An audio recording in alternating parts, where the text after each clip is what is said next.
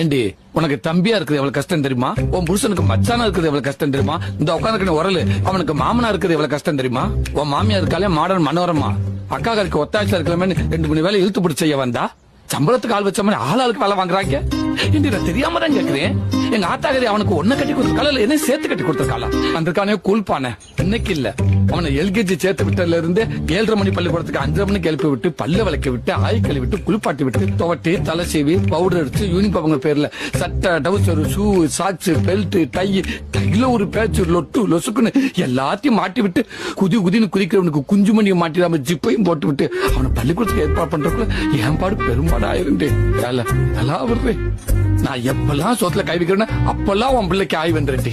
திருச்சியில பேரு பண்ண சோசிக்காரன் கூட என் கையை பார்த்து சோசி சொல்ல முடியாம தவிக்கிறாண்டி. உன் பிள்ளைக்கு குண்டிகளை விட்டு என் கையெல்லாம் அழிஞ்சு போச்சுடி. இதெல்லாம் ஏன் எத்தனை நாளா உனக்கு தெரியல தெரியுமா? எல்லாத்தையும் சொல்லி செய்யறவன் இல்லடி இந்த தாய் மாமே. எதையுமே சொல்லாம செய்யறவன் தாண்டி தாய் மாமே.